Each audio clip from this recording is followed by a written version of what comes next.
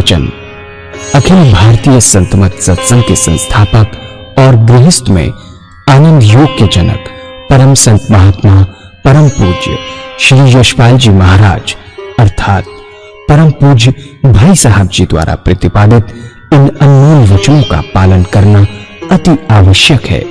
ये वचन हमारी गृहस्थ आध्यात्मिक साधना के लिए मूलभूत सिद्धांत हैं, जो इस प्रकार हैं। हम दुनिया की हर चीज की कीमत आंकते हैं, अपने मानव जीवन की कीमत भी जाने व परमात्मा की प्राप्ति हेतु साधना करें। मनुष्य योनि एक उपहार है, इसीलिए परमात्मा को धन्यवाद देते हुए आधा घंटा प्रातःकाल, आधा घंटा सायंकाल पूजा अवश्य करें। सत्संग, सतनाम व सद्गुरु को प्राथमिकता देते हुए इसी के आधार पर ध्यान योगाभ्यास अवश्य करें व गृहस्थ के कार्यों को परमात्मा का कार्य समझकर उसी की याद में संपन्न करें। हर समय ये ध्यान रहे कि गुरु कृपा द्वारा परमात्मा की पवित्र सत्ता का हमारी आत्मा में वास है, अतः मन में निरंतर अपने इष्ट देव का जाप करें। मान सम्मान की इच्छा न करें व अपमान से दुखी न हो। परमात्मा के अतिरिक्त किसी और का भय न करें। दूसरों की बुराई न करें, न सुने, सत्य व मधुर बोलें, अश्लील शब्द मुंह से न निकालें, सभी से नम्रतापूर्ण व सुंदर व्यवहार करें। धर्म पत्नी के अतिरिक्त अपने से बड़ी से माता जैसा, बराबर की से बहन जैसा व छोटी से पुत्री जैसा व्यवहार करें। सांसारिक जीवन यापन की आवश्यकताएं अंतहीन है, इसलिए अधिक से अधिक समय सत्संग में व धन परोपकार में खर्च करें। याद रखें, न स्त्री माया है, न धन दौलत, न ही परिवार। माया वह है जो हृदय को परमात्मा से दूर हटा दे। अतः निरंतर सत्संग और सद्गुरु की शरण में रहने का प्रयास करें। भोजन अपने इष्ट को अर्पण कर प्रसाद रूप में परमात्मा की याद में करें। रात्रि में सोने से पहले अच्छे बुरे कार्यों का आत्मनिरीक्षण कर उसका समुचित पश्चाताप करते हुए ध्यान करें व प्रभु की गहरी याद में ही विश्राम करें। परमात्मा तू ही है, तेरी इच्छा पूर्ण हो।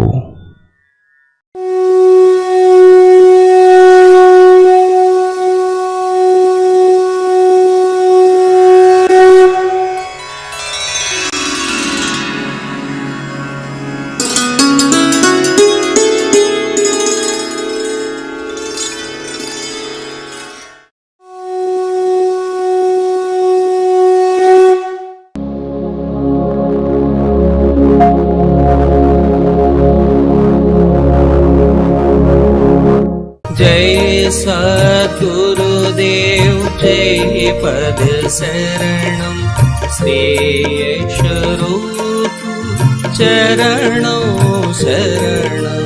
जय सद्गुरुदेव जय पद शरणं श्रेयस्वरूप चरणों शरणं। अगर अभ्यास करेंगे तो बहुत विशेष लाभ आपको मालूम होंगे। ऐसे भाई बहनें दिन रात भर नींद नहीं आती, ऊट पटांग सपने आते, आने बंद हो जाएंगे। 15 दिन ये प्रैक्टिस करिए, 16वें दिन आप बताएंगे कि कोई नई चीज बता के गए, आने बंद हो जाएंगे। अभ्यास और बढ़ेगा, आपके सपने बदल जाएंगे, सुंदर सुंदर भाव आएंगे, सुंदर विचार आएंगे, सुंदर सुंदर सपने आएंगे। आप देखेंगे कि पूजा कर रहे हैं, अपने इष्ट देव के मंदिर में बैठे हैं, पूजा कर रहे हैं, अपने इष्ट का दर्शन, अपने गुरु का दर्शन, सत्संग में बैठे हैं। साधक और तरक्की करता है, इसके आगे तो अनंत प्रकाश नजर आएगा, सूर्यों का सारा शरीर विद्युत से उत्पोत महसूस होगा। जब साधक सोकर उठता है तो वही चीज हासिल करता है। ऐसा साधक जिस ध्यान में सोया था उसी के ध्यान में उठता है। जो याद करके सोएंगे बस सुबह वही मिलेगा आपको। अच्छा करके सोएंगे अच्छा मिलेगा, खराब करके सोएंगे खराब मिलेगा। उसके मुख से परमात्मा का नाम निकलता है। जिस अवस्था में सोया था उससे अच्छे ध्यान की अवस्था में उठा। जो अच्छे साधक हैं, जिनके आज्ञा चक्र पर स्पंदन होता है, या टीका लगाते हैं हम, ये सिंबल देते हैं कि यहां पर स्पंदन होना चाहिए, जैसे आज्ञा चक्र का स्पंदन। जो टीका यहां लगाया जाता है वो इसलिए लगाया जाता है स्पंदन के लिए, कि वहां तक पहुंचे पहले। सिंबॉलिक है यहां का टीका।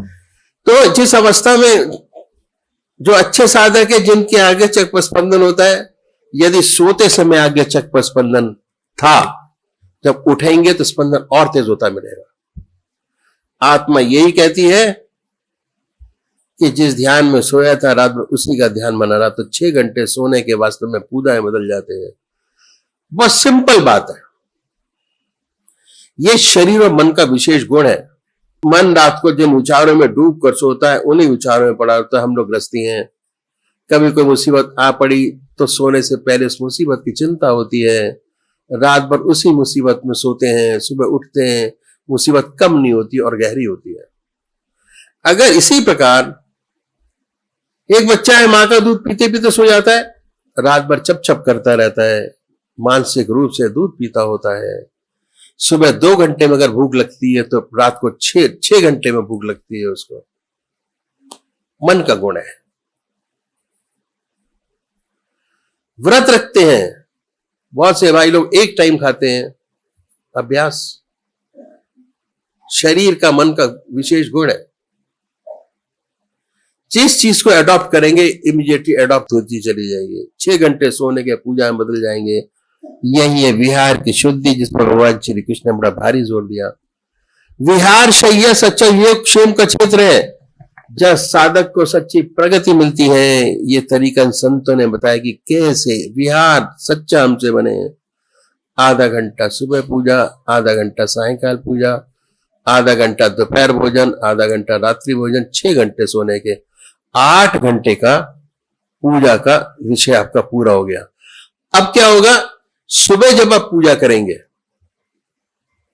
आपको अच्छा लगेगा। अभी अच्छा नहीं लगता। अब सुबह जब आप पूजा करेंगे आधा घंटा तो आपका मन लगेगा और ऐसे ऐसे अनुभव खुलेंगे कि अपने आप आपको लगेगा कि परमात्मा ने शरीर में बनाया क्या है। हमारे बहुत कुछ बनाया। उसके जैसे जैसे अनुभव खुलते चले जाएंगे आपका मन आपके इसके चरणों में और लगना शुरू होगा। आगे का रास्ता अपने आप खुलता चला जाएगा। यह है तरीका 8 घंटे का ध्यान करने का, जो मैंने आपके सामने रखा। उसके बाद कभी मौका मिलेगा तो इसके आगे की चीज बताऊंगा कि 8 के 16 घंटे कैसे बने, 16 के 24 कैसे बने। चलते फिरते खाते पीते सोते जागते 24 घंटे परमात्मा का ध्यान, और उसका ओज रिफ्लेक्शन दूर से देख के पता लगेगा कि हाँ ये ध्यानी आदमी है। दूर से देख के पता लगता है परमात्मा तू ही है, तेरी इच्छा बोल। ఇప్పుడు గురుదేవులు ఇంకా మన దగ్గర ఏమైనా ఖాళీ సమయం ఉందా భగవంతుడికి ఇవ్వడానికి అనేటువంటి విషయానికి వస్తే, మనందరం కూడా సాధారణంగా రాత్రి నిద్రకి కొంత సమయాన్ని కేటాయిస్తాం. ఉదయం నుంచి చేసిన పనులన్నింటికి శరీరం అలసిపోయి ఉంటుంది. శరీరానికి విశ్రాంతి ఇవ్వడం కోసం నిద్ర అనేటువంటిది మనందరికీ కూడా సర్వసాధారణమైన విషయం. ప్రతి మనిషి కూడా 6 గంటలు లేదా సుమారు 8 గంటలకి సమయాన్ని నిద్ర కేటాయిస్తూ ఉంటాం. మరి ఆధ్యాత్మిక భాషలో చూసినట్లయితే ఈ నిద్రా సమయం అంతా కూడా వృధాగా పోతుంది. నిద్రించే సమయంలో మనం ప్రపంచం తాలూకా పనులు ఏమి చేయట్లేదు, సంసారం తాలూకా పనులు చేయట్లేదు. కేవలం శరీరానికి విశ్రాంతిని ఇవ్వడానికి, మర్నాడు మనలా మనం పనులు చేసుకోవడానికి కావాల్సిన శక్తిని ఇవ్వడానికి శరీరానికి ఈ నిద్ర అనేదాన్ని అలవాటు చేసాం. ఈ నిద్రను కూడా పూజ ధ్యానంగా మార్చుకోవచ్చు అని చెప్తున్నారు గురువు గారు. ఎలాగా అంటే చిన్న మార్పు చేయడం ద్వారా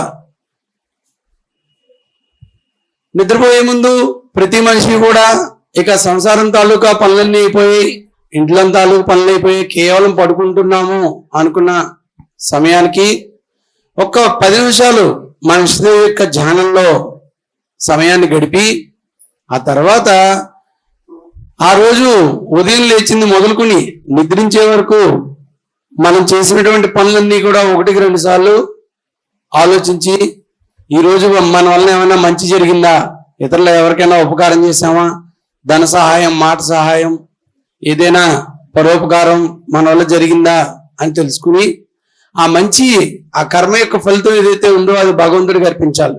హే ప్రభు, నువ్వే నా ద్వారా ఇతరులకు ఆ సహాయం చేసావు, నా ద్వారా ఇతరులకి ఆ మంచి అనేటువంటిది జరిగేలా చేసావు, లేదంటే ఇతరులకు సహాయపడే శక్తి ఎక్కడిది నాదుకు అని భగవంతుడిని ప్రార్థించి, ఆ మంచి పనుల తాలూకా ఫలితం ఏదైతే ఉందో అది భగవంతుడికి సమర్పించాలి మన ఇష్టదైవానికి. అదేవిధంగా మనం గృహస్థాశ్రమంలో ఉన్నాం, సంసారంలో ఉన్నాం, ఇరుగు పొరుగు వారితో సమాజంలో ఉన్నాం, తెలుసో తెలియకో మన వల్ల తప్పులు జరుగుతూ ఉంటాయి. తప్పు చేయడం అనేది మానవ సహజం. చెడు కర్మలు చేయడం అనేది మనందరికీ కూడా తెలుసో తెలియకో జరిగిపోతూ ఉంటాయి. ఈ కర్మల తాలూకా ఫలితాన్ని మనం ఏం చేస్తాం, భగవంతుడి యందు ప్రాయశ్చిత్త భావంతో చెరిపేసుకుంటాం. మన వలన ఎవరికైనా మనసు గాయపడింది అనుకోండి, లేదా మనం తెలుసో తెలియకో ఎవరినైనా నిందించాం, పోట్లాడాం, దెబ్బలాడుకున్నాం, లేదా ఇతరులను కొట్టాం, తిట్టాం, ఏదైనా కానివ్వండి, అది పాపకర్మే, చెడు ఫలితాన్ని తప్పకుండా ఇస్తుంది. నిగ్రహించుకోలేకపోయాం, మనం నిగ్రహ శక్తిని కోల్పోయాం. దాని గురించి కూడా భగవంతుని ప్రార్థించండి అని చెప్తున్నారు గురుదేవులు. నాలో ఉన్నటువంటి ఈ బలహీనతని తొలగించుకునేటువంటి శక్తిని, నిగ్రహించుకునే శక్తిని నాకు ప్రసాదించు అని చెప్పి పరమాత్మని ప్రార్థించమని చెప్తూ ఉన్నారు. ఈ విధంగా భగవంతుని ప్రార్థించి ప్రాయశ్చిత్తం చేసుకుని ఒక్క 10 లేదా 20 నిమిషాల పాటు ఉదయం సాయంత్రం ఎలా ధ్యానం చేస్తున్నామో మన ఇష్టదైవాన్ని అదే విధంగా ధ్యానించి నిద్రించాలి.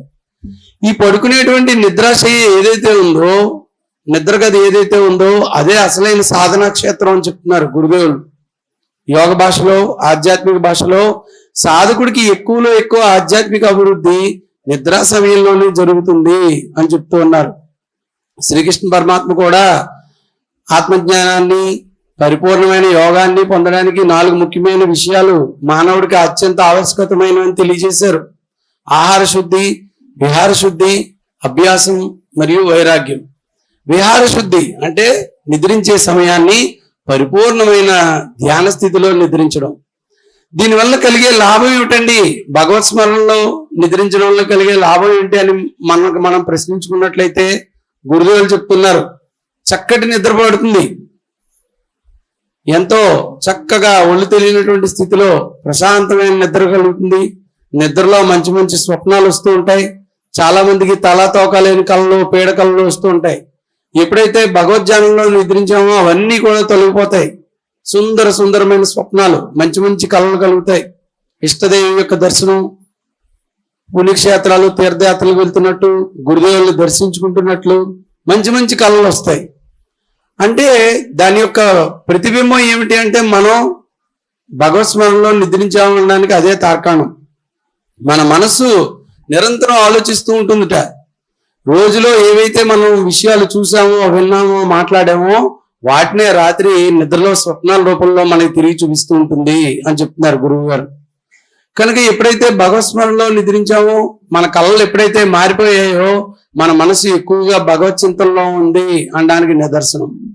తెల్లవారు లేవగానే స్వతహాగానే తనంతట తానుగా మనకి భగవత్ స్మరణ వచ్చి చేరుతుంది. మరలా మనం ఉదయం ధ్యానం చేసుకోవడానికి, సంసారం తాలూకా పనులు చేసుకోవడానికి చక్కటి అనువైనటువంటి స్థితి కలుగుతుంది.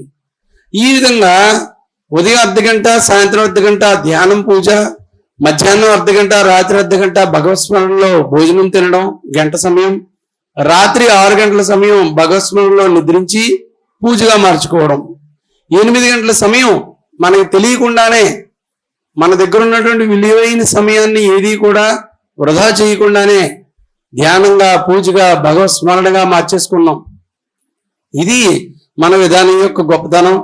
ఇప్పుడు ఏం జరిగింది, 24 గంటల సమయంలో 8 గంటల సమయం మనం భగవన్మయం చేసుకున్నాం, పరమాత్మకు అర్పించాం, భగవత్ స్మరణలో గడిపాం. ఇంకా 16 గంటల సమయం అలాగే ఉంది మన పనులు చేసుకోవడానికి, మనకి ముఖ్యమైనటువంటి పనులు చేసుకోవడానికి అలాగే ఉంది. దీనివల్ల కలిగేటువంటి లాభం ఏమిటంటే గురుదేవులు చెప్తున్నారు, ఎప్పుడైతే మనిషి ఈ 8 గంటల సాధన ఫస్ట్ స్టెప్ అచీవ్ అయ్యాడో, సాధనలో మొదటి మెట్టు విజయం సాధించాడో, ఇక ధ్యానం అనేది ఆటోమేటిక్ గా కలుగుతుంది అని చెప్తున్నారు. ఎప్పుడు కూర్చుంటే అప్పుడు, ఎక్కడ కూర్చుంటే అక్కడ భగవద్ ధ్యానం అనేది, మనస్సు ఏకాగ్రచిత్తం అనేటువంటిది దాని అంతటా అదే కలుగుతుంది అని చెప్తున్నారు. సాధనలో మిగిలిన 16 గంటలు కూడా భగవత్ చింతనలో ఎలా ఉండాలి అనే విషయం ఎప్పుడైనా అవకాశం దొరికినప్పుడు తెలియచేస్తాను అని చెప్తున్నారు గురుదేవులు. फाइनली क्या होता है, ये हमने बताया आपको, शारीरिक पूजा और मानसिक पूजा, 2 चीज पूरे. आगे बढ़ेंगे तो आत्मिक पूजा के बारे में बात करते हैं. कैसे होता है शायद समझ ना आए लोगों को. हमारा मस्तक जो है वो स्पंज की तरह है, और हमें सारी मेमोरीज आज तक की याद नहीं है, कुछ याद है कुछ नहीं है याद. जिसका इंप्रेशन सबसे गहरा पड़ा है वो याद है, जो हल्की यूं निकल गई दिमाग से. ठीक है, हम राम नाम लेते हैं, राम इंप्रेशन दे रहे हैं बॉडी के ऊपर, बार बार कह रहे हैं राम, इंप्रेशन दे रहे हैं, फिर कह रहे हैं राम, इंप्रेशन दे रहे हैं. तो वो माइंड के ऊपर इंप्रेशन बनता चला जाता है. ऐसे रेत के ऊपर आप हाथ रखिए हल्के से तो छोटा इंप्रेशन बनता है, उसको और ठोकिए तो और ज्यादा इंप्रेशन बनता है, और ठोकिए तो और ज्यादा इंप्रेशन बनता है. हम राम नाम 24 घंटे ठोक रहे हैं दिमाग के ऊपर, राम नाम इंप्रेशन जा रहा है माइंड के ऊपर. अब वो इंप्रेशन इतना पक्का हो जाता है कि एट लास्ट अंत समय में वो इंप्रेशन काम आता है और कोई चीज याद नहीं होती. वो इंप्रेशन ही काम आता है, और कोई चीज, कोई शरीर कमजोर हो जाता है, मन भी कमजोर होता है. जो सारी जिंदगी आपने किया है वो अंत समय में फ्लेयर अप होके वो चीज सामने आ जाती है. इतना बड़ा है इसका राम नाम का महत्व है जिंदगी के अंदर. And that is the end. पता नहीं लगता कि कब शरीर से आत्मा निकली और कब आई. जैसे आती है वैसे निकल के चली जाती है. This is the end. परमात्मा तो ही है. इसलिए लोग भक्ति में लगे रहते हैं, भक्ति इसलिए करते हैं.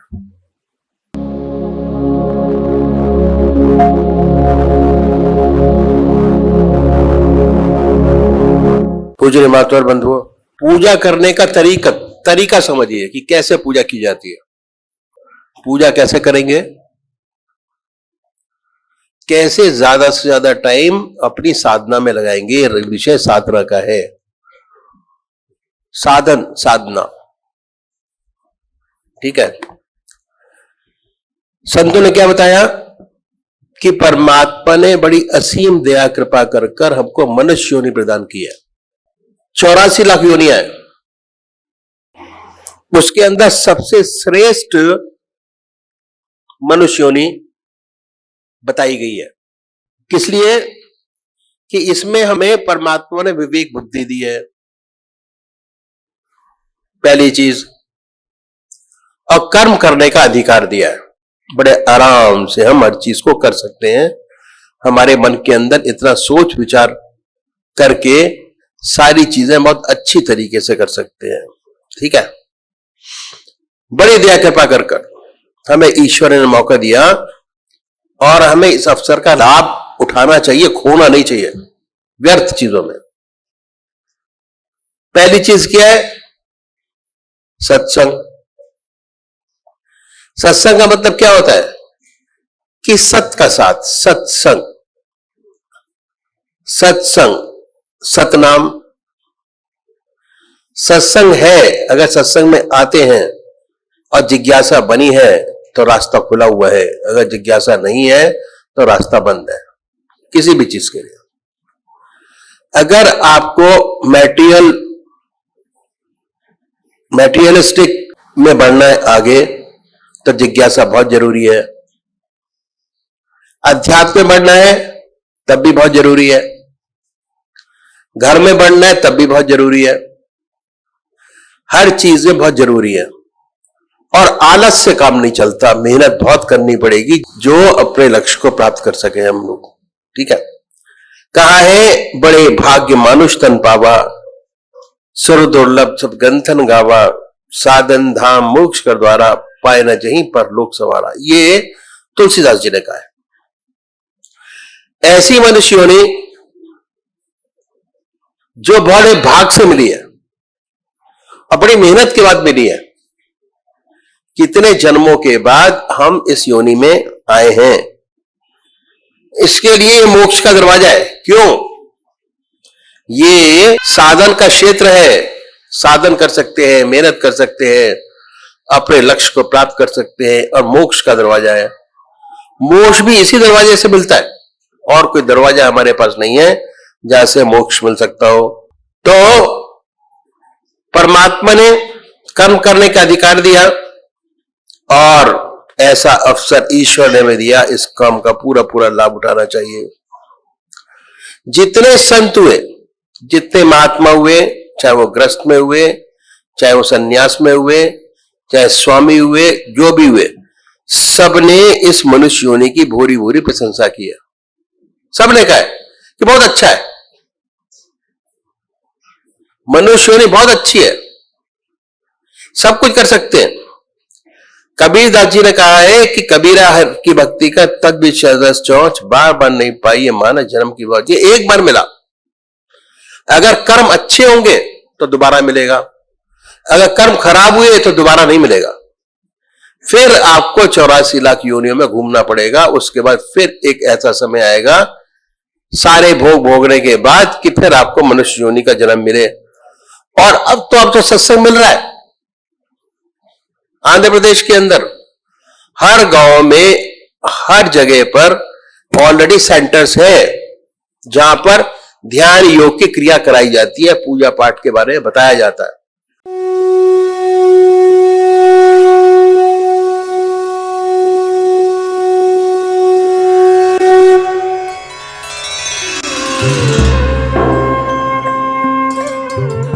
ध्यान योग के कार्यक्रम आनंद योग से निशुल्क जुड़ने के लिए संपर्क करें 9810239677।